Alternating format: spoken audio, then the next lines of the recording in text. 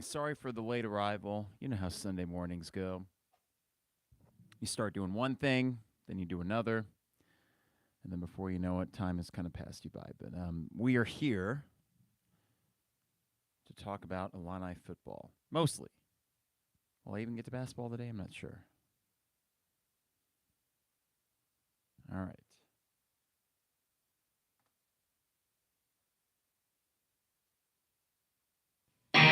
Check 1, 2. Good.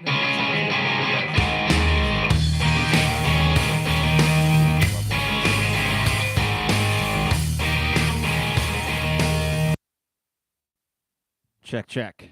There we go. Well, I think we're ready to go. Episode 303.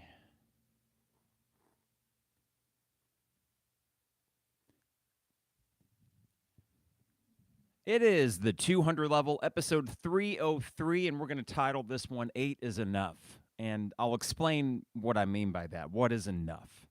Does that mean it's satisfying? Does that mean it's just merely enough to get by? Or is a cause for celebration? And as we sit here on what is a rainy, cloudy, kind of miserable Sunday morning, my mood does not match the weather. My mood most Sunday mornings in November has not been great. If you recall November 6th, the Sunday morning after the Michigan State game, if you want to recall that, I tried to spin it into, okay, this is what happens. It was a bad loss. We'll get over it. After the Purdue game, that was a really dark weekend. There was no way I could spin that on Sunday, November 13th. On Sunday, November 20th, so last week, I was up in Michigan. I didn't do a podcast. I was turning my focus back to basketball to get over what was a bummer at Michigan. And then yesterday, can we call it an underwhelming 41-3 win against Northwestern? I actually thought that overall we didn't play that great, but Northwestern stinks, and we made big plays on defense, and before you knew it, it was over. This team went 8-4, and as someone that has been an Illini fan, football fan, and I'll be honest about that, probably since 1999, 2000, because back in the early 90s, I was younger, and football is not really a sport for the attention, the ADHD kind of younger kid that I was. Not that I was ever diagnosed with it, but it was easy for me to watch a 2-hour basketball game, but 3.5 hours watching college football when you're 7 or 8 years old, that's a slog. And even now, I sometimes find myself losing interest depending on how the game's going. So that means for about 23 years, I've been really focused, laser focused on Illini football. And in most of those seasons, as we well know, it hasn't went well. And often it's been embarrassing. On top of just being kind of bad, it's been embarrassing. And you get to a point where you wonder, well, why do I root for this program in the first place? And then each off season hits, and you start telling yourselves, well, maybe we can do this, that, or the other this year. And then the season starts, and you get 3 or 4 games into it and quickly realize, no, nothing's different. It's the same exact dog and pony show that we've seen so many times.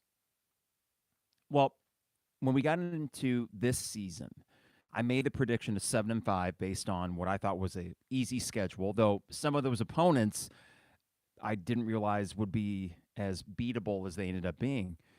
And also because there were enough returning guys, and I believed in Bielema and the staff to think they're going to make a bowl game, and I think best case scenario, there'll be a game above 500.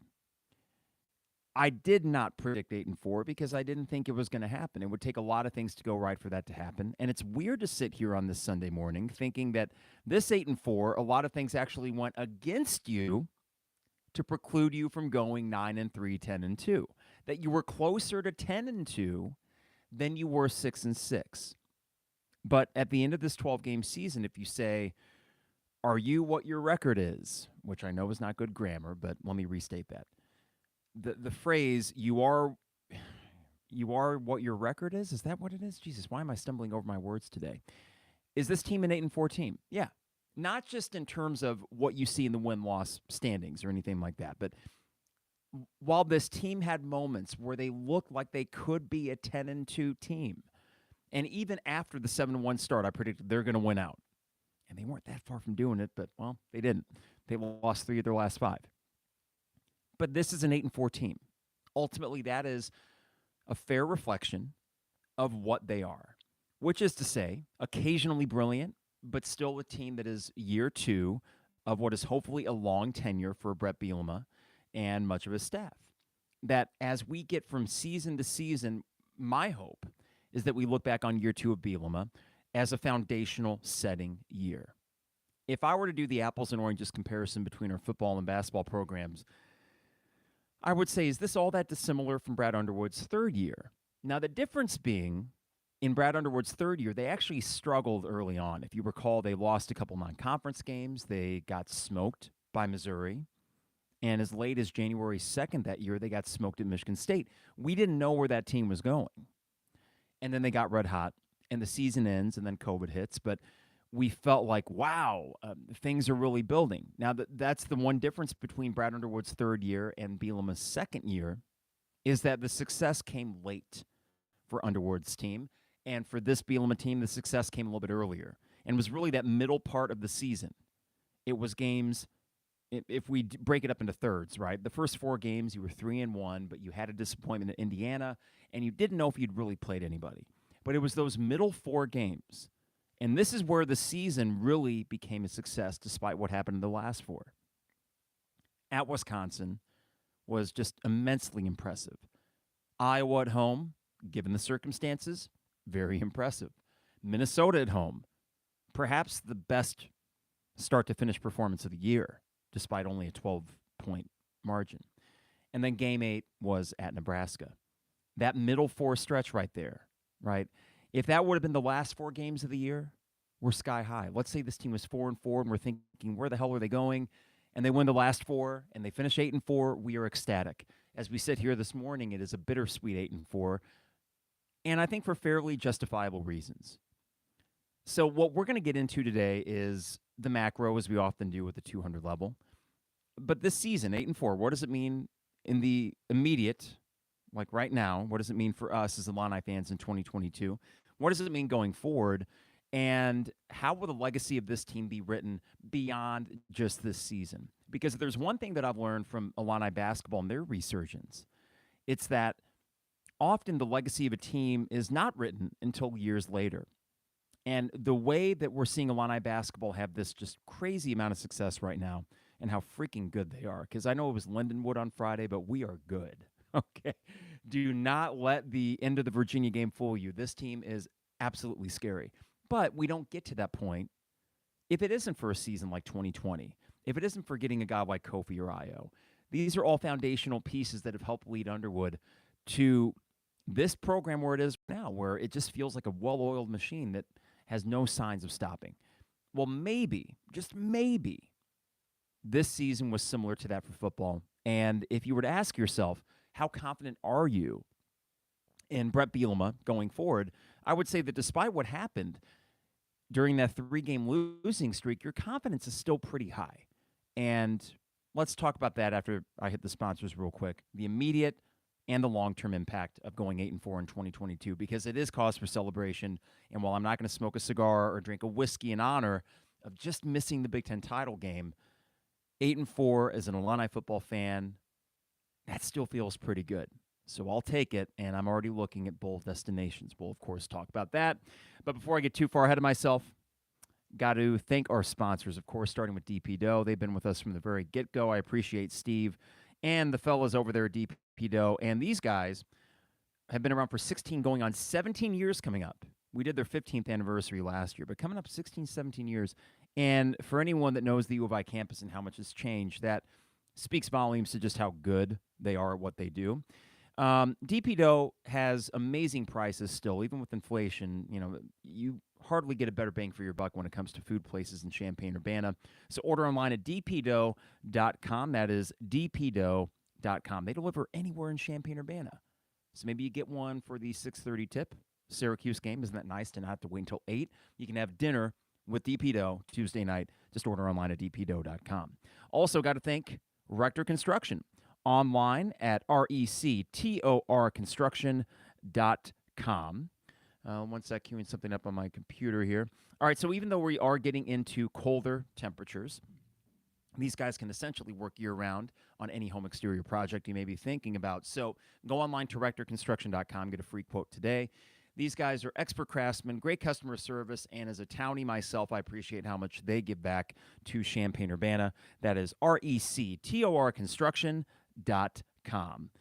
Brian Hansen, your State Farm agent, online at brianismyguy.com. We have homeowners and auto from Brian, so the State Farm prices, as you would expect, probably won't be beat by any competitor, but it's really the customer service that we get from Brian and his staff that have made it a very easy choice for us to not only start with Brian 2 years ago, but we're just going to keep going with him because he just makes it really easy for us. We are insurance laymen. We want to be able to know that we can just trust our guy, and we can.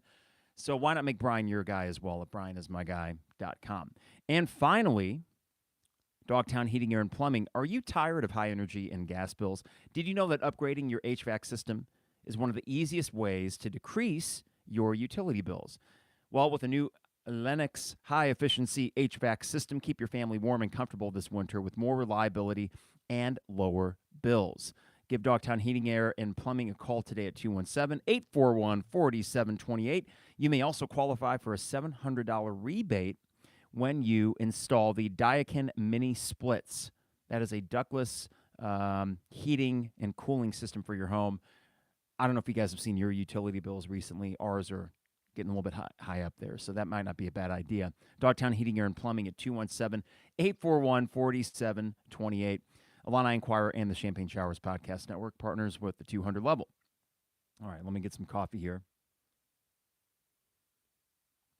Full disclosure, not very happy with my first 10 minutes of podcasting. Some mornings and some evenings, things just roll off your tongue. I've already had a few stumbles, and I think that may partially be due to the fact that I am kind of in the process of figuring out what this season means.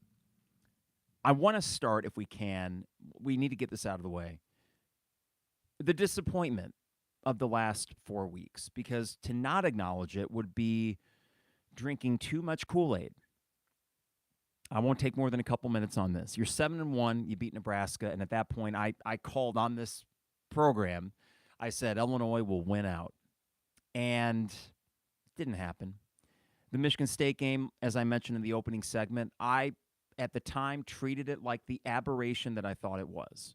Okay, a get-right game is due for this team against Purdue, and then that didn't happen either. That was honestly the one moment this season where I was, I should say two, the Indiana game early on and the Purdue game, those left me pissed, really pissed off. And they were blown opportunities. But as we saw yesterday with Purdue, they closed it out at Indiana. I mean, their second half was super impressive. It's not as if they aren't deserving. And to me, it is a bit of an easier pill to swallow knowing that the team representing the Big Ten West just straight up beat you. And if you would have played that game 10 times that day, and we can talk about the Witherspoon interception that was a pass interference and then how the next play was a touch. Yes, that was a key moment of the game. It was. But Purdue still outplayed you in the second half too. That was early, mid-second quarter when the Witherspoon thing happened. You had plenty of time to figure things out. You didn't. Purdue outplayed you. They certainly outplayed Indiana. And they are a deserving representative of this muddled, mucked up Big Ten West. Good for them. And actually, I don't really have any hate towards Purdue. I mean, what's my beef with Purdue? There's no rivalry there. And listening to Aiden O'Connell yesterday, it seems like, he's a nice guy. Jeff Brom, okay, he's somewhat understated, but good coach. And then it came to me that this is year 5 of Jeff Brom and what he's doing at Purdue. And the disappointments and the bittersweet nature of this 8-4 season in Bret Bielema's second year were tempered by the fact that Jeff Brom took 5 years to ultimately break through. There were signs of promise. If you're a Purdue fan, you're thinking, yeah, I think we got our guy, but how great is he? You know, I mean, it remains to be seen. And then finally, Jeff Brom in year 5 gets that tangible thing that Purdue fans have been waiting for. Keep in mind, this is a Purdue team that back in 2018, I believe, was it 2018, it was the same day that I was up in Madison to see Illinois get smoked by Wisconsin. And that night, they smoked Ohio State at home. And you're thinking, wow, Purdue's really turning it on. And then really it's kind of been starts and stops and 6, 7, 8, and then last year, 9-win season. They have really developed into a consistent winner. And I'll take their 5 years. If you tell me Bielema is going to match Jeff Brom in his first 5 years, I'd take that. It took Jeff Brom 5 years for something tangible in the way of a Big Ten West Division title and a banner or something that you can hang at Ross-Ade Stadium. So when will Bret Bielema get his? I don't know. But yes, we can start by acknowledging the disappointment that this team will not be playing in Indy. When it was 7-3 Indiana yesterday, and they were running the ball with their running quarterback, who I didn't even know they made a quarterback change. And then Illinois takes a 7-0 lead. I got the Illinois game on the big screen down here, and on my laptop I have the Purdue-Indiana game. And at about 3:30 p.m. Central Time yesterday, an hour into each game, I thought, this is going to happen.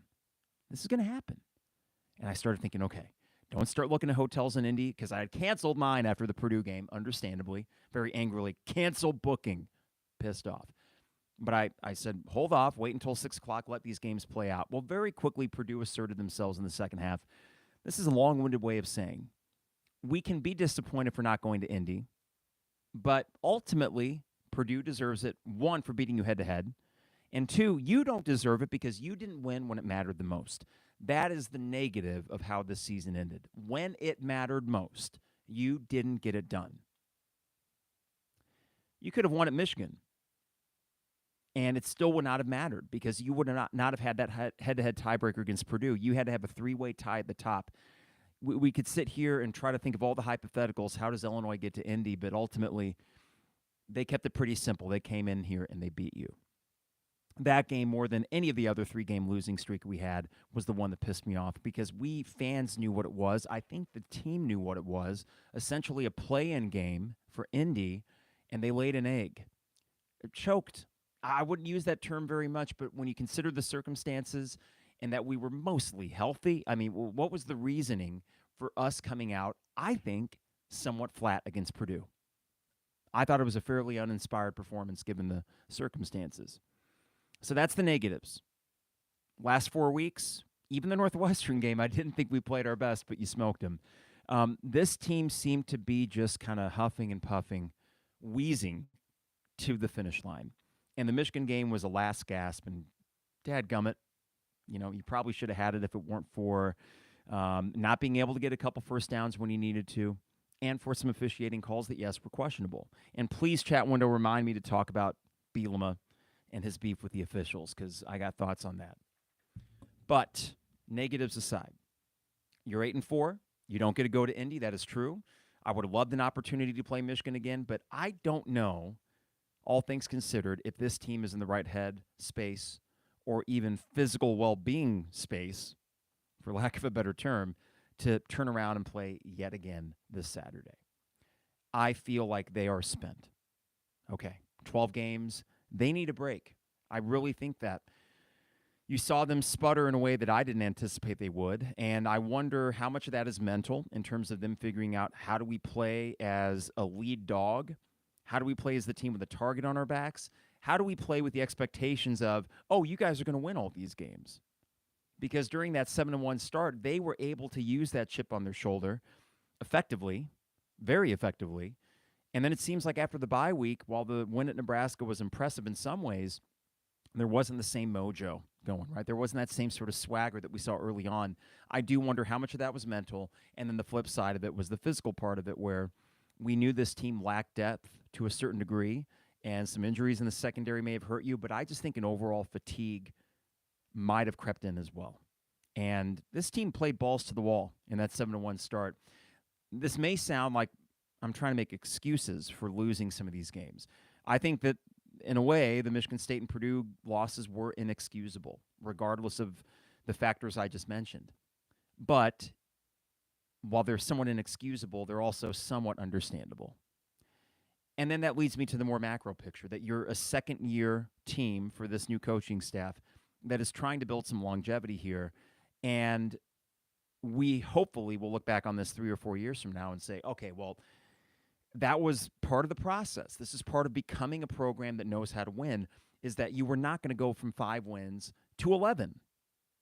It just doesn't happen very much. And by the way, I've seen that happen, where you went from the 5-win Illini team in 2000, then you won 10 in 2001, and that meteoric rise, that kind of crazy jump ultimately did a disservice to the program because there wasn't a chip on their shoulder heading into the offseason. I was very heartened to hear yesterday in the postgame press conference. Bret Bielema talked about how the way the season ended, I don't know if he said chip on his shoulder, but he did say for a coaching staff, that is just the sort of thing they need to galvanize them in the offseason. I know in those offices, they're thinking to themselves, damn it, we really blew a golden opportunity. They feel good about the 8-4 record. They have plenty of things they can sell, but as guys that are probably perfectionists, I mean, when you reach that level, you kind of have to be. They have to ultimately be a little bit unhappy with how things ended.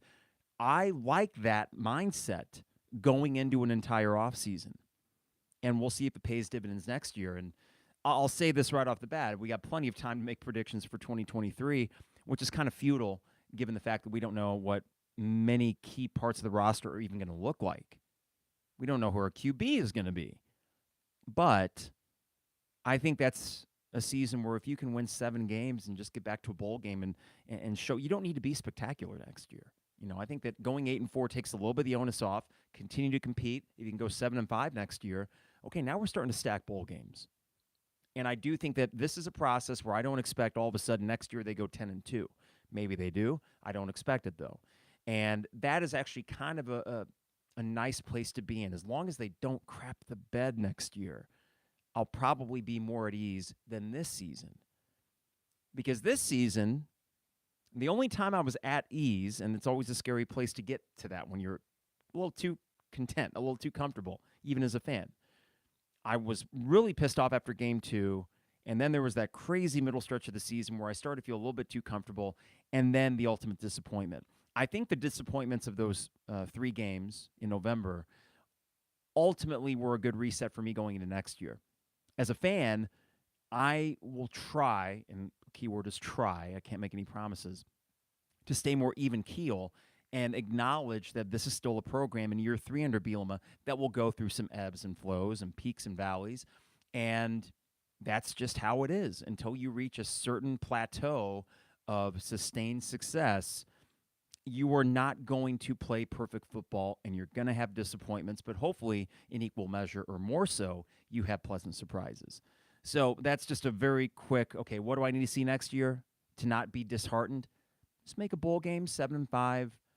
And that, to me, would be an indicator that they are really solidifying things. Because next year's team is going to have a really weird mix of younger guys that are going to be thrust into positions where they need to play more, and a lot of transfer portal stuff. You need to do that, and I think they will do so successfully.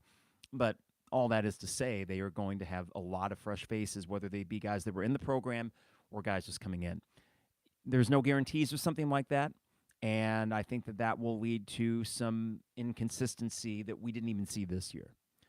All right, before I get too far into any of this, we got a lot of cool stuff here in the chat thread I want to hit up.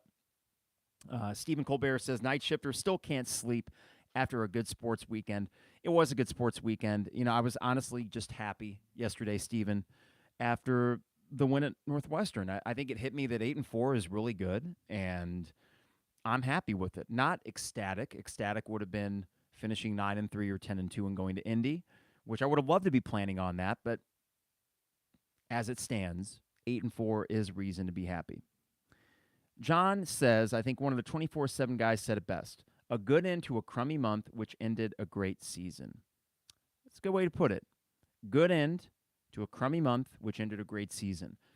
Focusing on that word great, John, I think this is where expectations get tricky, because any of us, of course, would have taken 8-4. It's the path that it took to get there, which makes the word great a little bit hard to say. However, historically speaking, it is great by Illinois football standards. And I know that's skinniest kid at fat camp argument, but I would be, and someone, John, it might have even been you. I think someone said this in the last podcast, though. You know, the minute we stop celebrating 8-4 seasons as Illini football fans is when we've lost the thread. You know, I've said repeatedly, all I need, 7, 8, the occasional 9-win season, give me reasons to look forward to college football Saturdays. We're there. I look forward to college football Saturdays. I'm looking at hotels in Nashville and now Tampa because it does appear to be leaning towards Tampa. And even talking to Kara, like, hey, you want a quick 2-night trip to Tampa for the new year? I mean, come on. Um, yeah, it's gotten me back, John. It's gotten me excited about football Saturdays in a way that I have not been since the Rose Bowl year, because even the 2010 and 2011 teams with Ron Zook, those teams were so freaking inconsistent, and we were already kind of done with Zook at that point. We all knew what he was, and it was hard to get as emotionally invested in those teams because you always felt like the rug would get pulled out from under you. Despite the 3-game losing streak in November, I don't feel that way with this coaching staff. They will continue to lay some eggs until they get top-level talent across the board, or unless we're 7-8 years into it. This will take time, but they're ahead of schedule, and 8-4 is worth celebrating. And I think the word great is apt when you consider the historical context of Illinois football. So, John, I will go with great. I will agree with that. I think 9-4. What does a bowl game mean? I just know 9-4 looks and feels better than 8-5, and any bit of momentum you can grab back going into the offseason, because that was the key thing in November. We had so much momentum going on. 7-1, beat Nebraska. Game day was going to come if we had just beaten Michigan State. It felt like, oh my God, this is a dream season. You lost a lot of that momentum, and not a lot of people, if we're being honest, watched that Illinois Northwestern game yesterday. It was an afterthought. That game always has been. So to get some true momentum back on a national stage, I think an impressive win in a bowl game would do that. And I do like Bret Bielema with extended time to prep for an opponent. And real quick before I forget this point, being a bowl game and having guys that would go into the draft, how many would sit out of it? I mean, Devin Witherspoon has no reason to play because he's probably a first-round pick at this point, and kudos to him. I don't think he should risk that. Everyone else is borderline enough where I'd be surprised if there was a lot of 4 or 5 guys that said, I'm sitting on the bowl game because of my draft prospects. I think for the most part, you'll have a fully intact team, and without Witherspoon, that hurts for sure, but you should have basically your full complement of players. And I think an inspired team, because the Northwestern game, they came out pissed off like they said. I think it's time to just, take the reset these 5 weeks, be totally fresh, and get back to just playing for fun. That sounds really cheesy and lame. I get that, but this team was having fun in the middle of the season, and I hope that when it's December 31st or January 2nd that they come out ready to knock some heads and just win the bowl game, whoever they play against. And they are probably in a good spot as well to play an opponent that is beatable. If they had the dream season, right, and then they face Alabama Purdue might play Alabama in the Citrus, though I think Alabama probably goes to New Year's 6. If you would have the dream 10-2 season, and then you lose the Big Ten title game, and then you lose to an Alabama in a New Year's 6 game, and you're 10-4, well, really, is there a dramatic difference between that and going 9-4 with a win over Florida in the ReliaQuest Bowl? I mean, the immediate, we would prefer to have played in the Big Ten title game and prefer to be in a New Year's 6 game, but I don't mind the fact that for a bowl game, you are now in, I think, a pretty good spot to play a team that is comparable to you. And I like this Illinois team after a long break to just come in refreshed. I think they need it mentally and physically. All right, this is from Illini Brickroll. Just looking at the record, it's beyond my expectations for the year, but living through it, it's the feeling of a lot of loss because we were close so many times. Illini Brickroll, it was difficult during the 3-game losing streak to not fall back into patterns of, I don't want to say woe is me, because that almost makes it sound illegitimate. As Illini fans, we have sometimes legitimate reasons to feel as if the sports universe is against us. I think Jay Lehman was talking, and if anyone in the chat thread knows, I did not listen to the Jay Lehman, Jeremy Warner podcast after the Michigan game because I didn't want to relive that game. I watched every single solitary second of that game only to have the rug pulled out from under me yet again. And I think Jay Lehman referenced Rose Bowl flags. That there is something that is commonly known that teams that are in position to make the Rose Bowl, or now the CFP or New Year's 6, that towards the end of the season they're going to get those favorable calls, whether that be in the way of a flag getting thrown or a flag not getting thrown. And I buy that. It might sound conspiratorial, but at a certain point, and this is a good opportunity to talk about Bielema's tweet yesterday. At a certain point, when you see enough of these indicators to suggest that maybe the universe is against you when it comes to officiating, I mean, it would be foolish of me to not acknowledge there's maybe some legitimacy there. I think it'd be foolish of me. And I do think that... Oh, boy. Am I still recording here? Sorry, lost a little bit of the audio here. But I do think it would be foolish of me to not talk about the fact that, yeah, the Michigan game, the 4th and 3, the pick play, the game would have been over, right? If they had just called the flag that should have been called. The Devin Witherspoon interception, though I don't know why. That was probably just a bad call. It's like they were trying to get Purdue to the Rose Bowl. But you see enough time after time over the years to think, okay, Ohio State and Michigan probably do get favorable calls. So Bret Bielema yesterday, in a tweet that got a lot of attention, understandably, had mentioned that, we didn't get done everything we wanted to get done, and congrats to Purdue and Michigan. Would love to get them on a neutral field with neutral officials. Let me pull up this tweet and make sure I'm getting what I need to with this, because it was actually a very pointed tweet that didn't mince any words whatsoever. Let me make sure I get this right here. Congrats to both teams and all they've accomplished. Saw both teams on the field and didn't get it done. Would love the opportunity to meet both again on a neutral field and officials. Wow.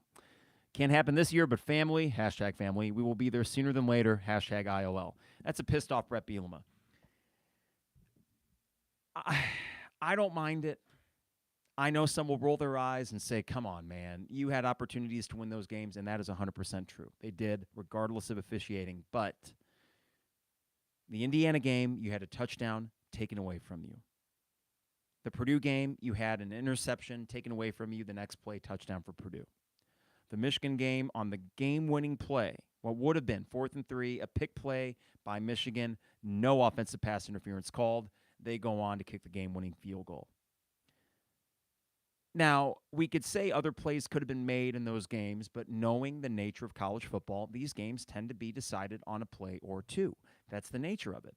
And Illinois right now as a football program is not in a position where they can make the 5, 6, 7 extra plays a game to make up for the 1 or 2 crucial ones. That's not where we're at. I think it's totally justified for him to be pissed off about that. And I don't know, as a fan of a football program that is still rightfully considered an underdog and historically a doormat in the Big Ten, I don't mind the fact that our coach is willing to say those words. I don't mind being the pissed off, forgotten stepchild that clearly the Big Ten officiating office is not going to give the calls to us. This is human nature. Human nature for certain players or certain teams to get calls that others would not. So I'm not going to dismiss it. I tried to ignore it throughout the year. It is not the main reason that we lost some of these games, but it is partially a reason why the Indiana game wasn't a win. I mean, for Christ's sakes, he caught 2 touchdowns in one play, and they said none. And at that point, you just shrug your shoulders, and it almost is like a pit in your stomach because you're waiting for the next time that officiating screws you over. And if you're an Ohio State fan, you can laugh at us, and that's fine. It's apples and oranges. You're Ohio State. We are not even on the same wavelength, even though we played better against Michigan than you did. Michigan, same thing. Historically, they could look at us and laugh. As a Yankees fan, I can relate how, this would be like a Tampa Rays fan complaining about it, saying the Yankees get all the calls. And I'm like, you're Tampa, shut up. But as an Illini football fan, I get it. And I don't mind a coach that embodies a little bit of that us against the world thing. And then more importantly, I think the key thing of that tweet, whatever rallying cry you need to use in that locker room, we could say it's a lack of accountability, that he should be like, guys, the officiating sucked, but the reason we lost those games is mostly because of your inability to execute down the stretch. He could have said that, and that is true accountability. But I don't necessarily mind the fact that a tweet like that to me seems to be a coach rallying around his guys and saying, I hear you, I feel you, we got screwed, you guys, most importantly, got screwed, and I'm going to make sure that people know about it. If that means that others interpret Bret Bielema as a crybaby, so be it. You think Bret cares? He's making $3.5 million, and I'm sure he'll get extended and get a raise. Probably soon to be making $5 or $6 million a year. By the way, Matt Ruley, or however you say his name at Nebraska, is making $9 million a year. And Luke Fickell at Wisconsin, we'll see. Pretty good hires from both, probably. But I don't care. I'm fine. As an Illini football fan, I'm okay being that little yappy dog that nips at your ankles and is just kind of annoying. Illinois basketball doesn't have to do that because historically we are one of the better Big Ten programs. Okay, great. We can be the lead dog. We can be a front runner in basketball. That's what we're comfortable with, and it's more of a puffing out your chest. With football, it's going to be a long while before we would ever get to that point. So in the interim, why not be that little yappy, annoying dog to the other teams? I don't care if we annoy other people. You know, like this is fandom. This is sports. This is how it should be. And if Illinois football annoys others for speaking out against what truly is just pitiful officiating, yesterday was fine because the game didn't mean anything and the officiating would have had an impact on it anyways. But in games that are toss-ups, like the Michigan game, a team that's going to be in the college football playoff and you should have beat, are we not paying enough attention to the fact that you damn near beat Michigan? I mean, that was an impressive performance from Illinois. And a couple more first downs would have done it. But so would the fourth and three, excuse me. I mean, I don't know. I'm kind of talking circles here, and I want to see what you guys think about that. From K. Andrew, I like Bret's tweet. Better to galvanize the team against the officials than have them question the staff on missed opportunities. Great locker room attitude tweet. And K. Andrew adds, yes, I know there were horrible, horrible calls against Illinois this year. And also, thank you for the clarification. Rule. Rule is the guy's name at Nebraska. He's their new coach. He'll probably be solid. John mentions this. I'm tired of our coaches taking it, and Bret's tweet was a breath of fresh air. He has put the Big Ten on notice that we are not going to be quiet about referee incompetence anymore. I think as far as college officiating goes in general, it's worth speaking out against. These have major implications. Missed calls, poor officiating, goes beyond just, oh, that was a bad call. You know, if Illinois beats Michigan, the ramifications that come as a result of that, first internally and with the Illinois program at large, it would have been monstrous for this program. And you didn't get it. And I think out of self-preservation, I'm not focusing on that more, but it would have been a major, major shift. It would have completely I really do think this, even if you don't make it to Indy, and you wouldn't have because Purdue won yesterday, but it would have more than made up for the 2 previous weeks. Crazy as it sounds, I'll take 9-3 with the win over Michigan, not making Indy, than 8-4 with Purdue losing yesterday. I think beating Michigan would have had a bigger impact than making the Big Ten title game. I really do. I don't know if that's a ridiculous thing to say, but I'm just saying 9-3, and then you don't play that 13th game in the Big Ten title game. I think on the recruiting trail, you say, hey, we took this team that's probably still going to go to the college football playoff. We beat them. That's where we're at. We don't get to say that now. We can say we competed. Maybe that works for some recruits, but yeah, that kind of stuff has major consequences, and it's a damn shame for that to have happened. And I'm looking at the Indiana game and thinking, that alone would not have put you in Indy, but you would be 9-3. And 9-3 is better than 8-4. I mean, wins matter. And to feel as if officiating does have that much of an impact on a game, why?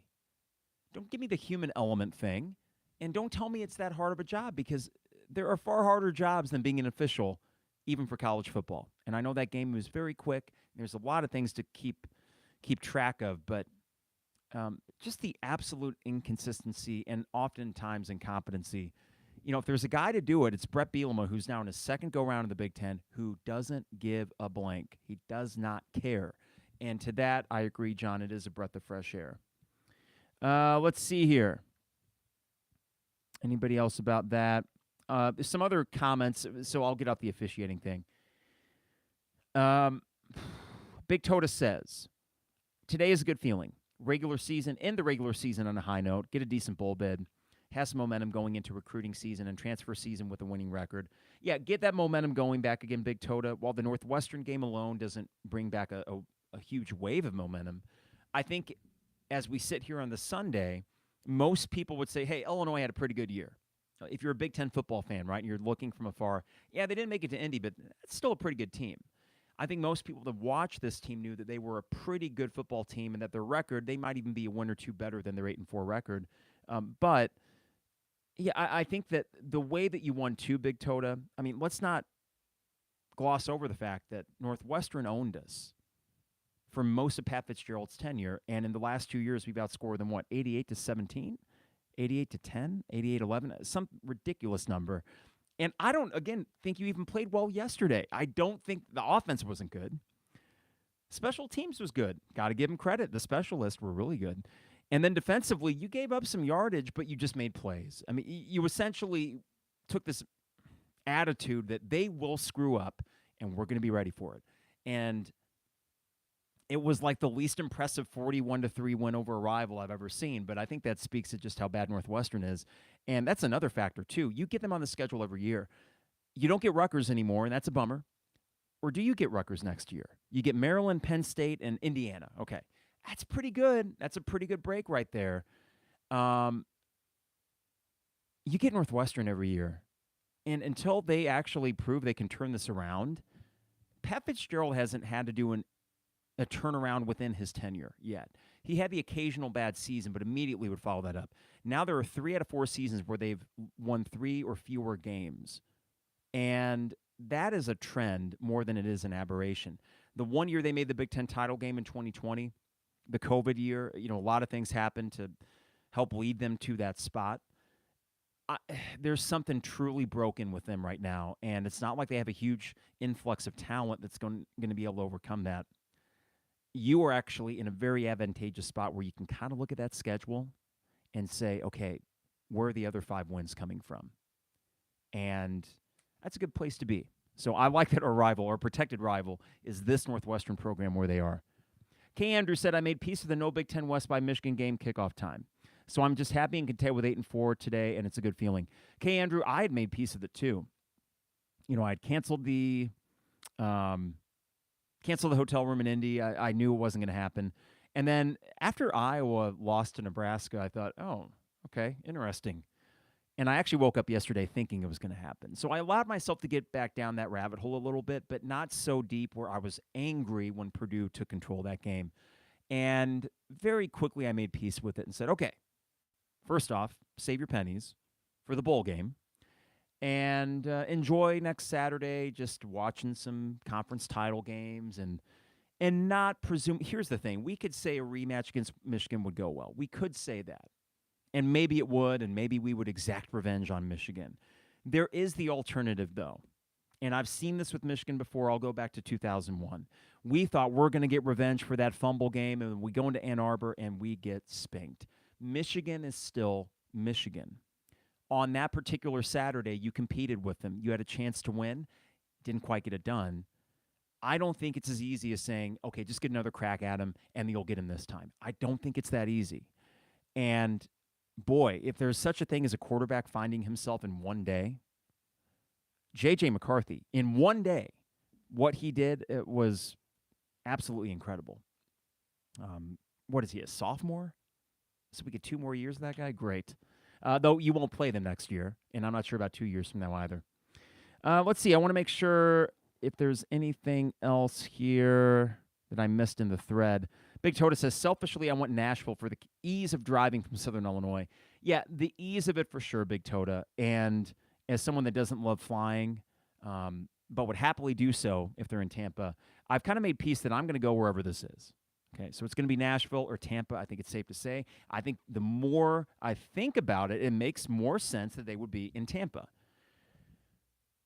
Ohio State, okay, so Michigan College Football Playoff, Ohio State, Penn State in the New Year's Six, whether that be Rose and Cotton or whatever that might be. Purdue, if they win, they go to the Rose, but I still think ultimately you're looking at the top 4 Big Ten spots or College Football Playoff, 2 New Year's Six, and Citrus. And that leaves the 5th spot for the ReliaQuest Bowl, formerly the Outback Bowl, one of my favorites, because it's the first one on New Year's Day. This year, it is on January 2nd because of the NFL being on New Year's Day. So, as I think about it, that kind of makes the most sense. They are not going to take Iowa. They've had Iowa almost every other year, pretty much. And I don't think they're going to take Minnesota over you. So I think you're going to Florida. And it'll be interesting to see if we get whispers of that throughout the week, because a lot of these will kind of be figured out beforehand. I know that if Purdue wins, that could change their destination, but I still think the way it shakes out, the 4 teams in front of you in the Big Ten, they take all the spots right up until the ReliaQuest Bowl. I mean, Penn State's going to be in a New Year's Six. Ohio State is going to be in a New Year's Six. The only question is, does Purdue win their way into the Rose Bowl and then Ohio State slips to the Citrus? I don't know. But would you spend New Year's in Tampa? I would. I'm looking at hotels. Not bad. Stay around the airport. Flights, not bad. The stadium, a mile away from the airport. I'll take 2 days to get out of here and go down to Tampa. Why the hell not? I have actually, if I recall back in the 2001 season when they kept winning, and I thought, man, I would love to make the Citrus Bowl. And to me, that's still this weird thing I have. I really want to make the Citrus Bowl. But short of that, I'll take the Outback Bowl. And I know it's ReliaQuest now, but to me, it'll always be the Outback Bowl, the Bloomin' Onion. It's the first game on the best bowl day in college football. So, yeah, I love that. And I think it would ultimately be great for this team. It's great exposure. You play an SEC team like a Florida, a team that is comparable to you. And if you win, you feel great. And if you lose, well, I guess it depends on how you lose. But you're in Tampa, Florida, so how pissed off could you be, really? All right, this is from Michael. This is just year 2. I'm excited about this year. I had more fun at the games than I've had for so long. That was a fantastic year. Now, the hard part, consistency. Can we keep it going? I think the answer is yes this time. And I tend to agree, Michael. I tend to think that this is different than other times I've seen Illinois have success, and that I am less depressed, for lack of a better word, over the 3-game losing streak than I normally would be, because in past years it would feel like that was the moment, that was the opportunity. Well, there's no guarantee that Bret Bielema is going to work out, but at least there's a track record with him beforehand that shows that it very well may. And that softened the blow, I think, of the 3-game losing streak, where it's more of a, darn it, part of the process. What a bummer. Hopefully as a program they learn how to avoid those sorts of slip-ups. And I think that they ultimately will. What will be interesting to me, Michael, is how does year 3 go? And there's so many unknowns, but I think that goes a long way to consistency. They don't need to be as good next year as they were this year, and I don't think they will be. This team, while 8-4, I think is an accurate record because, well, while the officials sucked, you kind of blew these games in your own way. 8-4 was accurate. I think a 7-5 season next year would go a long way in establishing that consistency you speak of. Does not need to be a great year 3. It doesn't. It just needs to be good. And the year that I thought we were going to have this year, if we get that next year, I'm very happy and very optimistic that things are really starting to stabilize. And then you'll be into that kind of period of a program where we're seeing Underwood right now, this crazy amount of comfort as a fan and knowing that Brad Underwood and that basketball program, they know exactly what they are and what they're good at. And that's similarly with football. I think by the time you get into year 4, if you've made 2 bowl games in year 2 and 3, you're starting to think, oh, they got it. We'll be okay. I mentioned how much fun these college football Saturdays are now with a relevant football team again. And I would love to get to the point, and I'm getting closer, but I'd love to get to the point where our college football Saturdays are givens. Meaning, it's not like every time we go to the stadium, we are sure that Illinois is going to win. But more often than not, when we go to Lot 31 or wherever you tailgate, and you get the tailgate set up and you're ready to go, your focus is twofold. It's to have a great tailgate, but also, oh, God, okay, so the game today, what do we need to do to win? For decades, 2 decades of my life, I've went to these tailgates, and ultimately the game has been an afterthought because the team and the program hasn't given me enough to suggest that they knew how to win when it mattered. This team may not have won every game that mattered this year, but they also showed the ability to win very meaningful games in that swing in October, and the rivalry game against Northwestern, and another crack at it in the bowl game. All of these things gradually build up this level of confidence that when you go to these football Saturdays at Memorial Stadium, you are there for the game. And that's what I want to get to. And I'm pretty damn close, if not there already, because I was that kind of person that said, okay, if there's a TV in the lot, why would I go in the game? Well, after the Virginia win, I thought, I should probably go back into these games. And then after the Wisconsin win, I said, I'm not missing another game. And until this thing really slips, I'm not staying in the lots. I'm going in the stadium. And to me, that is a turn that if you've listened to this podcast, you know, that's kind of a big thing. I mean, I was so disillusioned with Illini football that I was like, you got to show me before I invest again. And they showed me enough this year to make that kind of the new norm. I'm going to continue to go in the stadium. And why wouldn't I? I mean, this is pretty good. Big Tota says 7-5 next year shows consistency, which somehow always eludes us, but I fully trust Bret and believe he will get us on a consistent path. Yeah, I do too. And I know the big storyline, one of the many big storylines this season will be Ryan Walters. And if he stays or if he goes, we'll see with Colorado, who had offered Deion Sanders. And that'd be an interesting fit. I think Deion would make more sense in the South, but would Auburn take that risk? I think it'd be exciting if they did. And I think if you're Deion Sanders, you'd go Auburn over Colorado. But I would love for him to go to Colorado. That way that job closes up, and you get Walters hopefully for another couple years, because that makes a difference. It would probably land you Jair Hill. By the way, Malik Elzy, the wide receiver, wasn't Cincinnati the team that he was committed to and then decommitted from? And now Luke Fickell is gone. So shouldn't you land Malik Elzy? I mean, this could be a really good month for Illini football. And I would love to go down to Tampa, let's say, and feel like recruiting is really picking up. You got your quarterback for next year through the transfer portal, and that we get to celebrate this season and this team down in Tampa and still look forward to the promise of 2023. That would be best case scenario for me. I want to see if I missed anything else here. Michael mentions the Pat Fitzgerald might have a harder time recruiting if we become consistently good. Yeah, 100%. That's not going to help his cause. And I want to make sure I didn't miss anything here in the chat window. I appreciate you guys joining me on this Sunday morning. Not my best effort. I feel like I've kind of been stumbling today, and I apologize for not being my most eloquent self. This is from K. Andrew. I couldn't even be pissed after Purdue. I was so sad. Yeah, I was too. I was pissed and sad, whatever combination that is. Also, Witherspoon call never would have happened if offensive staff actually played for a single first down the possession before. Thank you, K. Andrew. I want to end on this real quick, so the officiating talk I had doesn't become the focus of this episode. The officiating sucks far too much. But I like to think that this coaching staff learns from their mistakes. I think they learned a lot from year one when they went 5-7, and they were often too conservative. I think there were still flashes of that conservatism, and you mentioned one of those, K. Andrew, where we had an opportunity up 14-7 to put our foot on their throat, and we didn't do it.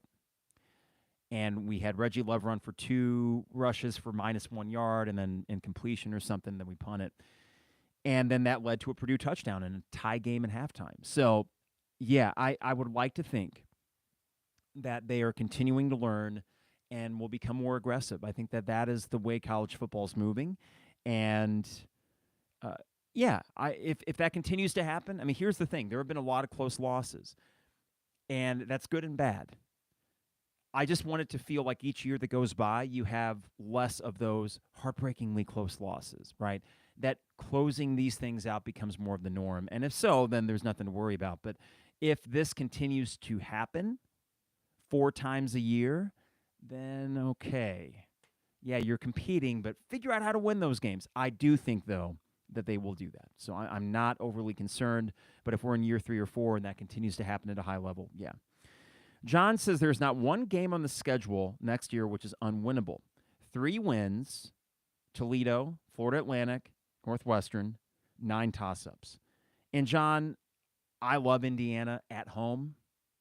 Dare I say that's 4. At Kansas is tough. Penn State at home. But you also get, let's see, who else do you get at home? Indiana, Northwestern, Wisconsin at home. I like that. And what else for the Big Ten West? Nebraska at home. I know they got good new coaches, but I would like to think that getting them at home will be a difference. Yeah, I think 7 is fair. Knowing very little about next year's roster and who's coming back and who you're going to bring in, I think 7 would be a very good goal for this team. I don't think Vegas is going to have us as that. I don't think that they buy that consistency yet. They need to see it. I would imagine the over-under for wins next year, regardless of who we bring in or not, is going to be like 5.5. We're still going to be undersold, but I do trust that this thing is trending in the right direction. And even if there are a lot of unknowns, they'll find some way to turn it into a cohesive whole. But yeah, I mean, hey, we're here on a Sunday, 8-4 football team, and life is good. We got Illinois-Syracuse on Tuesday night. I'll be here for a second-half pod. We haven't done one of those in a while. And had a great time at the game Friday with a friend that was in town. I mean, Lindenwood stunk, but we're just really good. And just sit back, relax, and enjoy this basketball team. I mean, they are freaking fun to watch. And a lot of it is the younger guys that are going to be here for a while. I mean, Sky Clark, hopefully for a while, because he's starting to come into his own. But Sincere Harris, Ty Rodgers will find his role. I'm not worried about him. And Jaden Epps, just a baller. It's a fun team. It's a program that's just cruising right now. So I'm loving every bit of it with very little pressure involved. And then we get a whole month of storylines for football as well, whether it be where are we going to play in the bowl game, what transfer portal guys are we going to land, who's our quarterback going to be. This is all fun. I mean, we are now at a better place for Illini sports, revenue sports, than we have been in my lifetime. If I think about, okay, the chances of each sustaining success, it's never been like this in my life, so I'm really going to enjoy it the best I can. And one more here from NJ Illini. Time to start stacking recruiting, transfer portal, and on-field wins. Key for the next 2 or 3 years, realignment of the Big 16 will be interesting. The realignment will be interesting, and I know that people, and maybe rightly, say, well, you didn't make it to Indy this year, you'll never make it. I don't think it's that easy.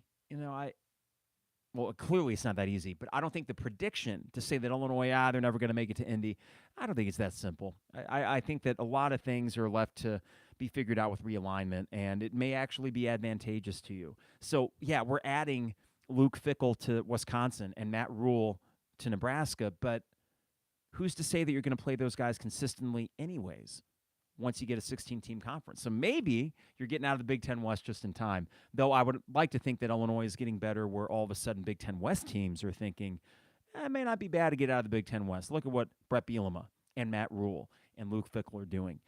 You got a coach that knows how to win. I feel comfortable with Bret Bielema, and regardless of how they realign this conference.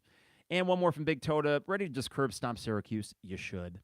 And bring on Texas and Maryland. We got Maryland Friday. We got Texas next Tuesday, I think, at Madison Square Garden. Syracuse will be probably without their star freshman who slapped a Bryant player yesterday, Doug Edert, who was on St. Peter's last year, the guy with the mustache.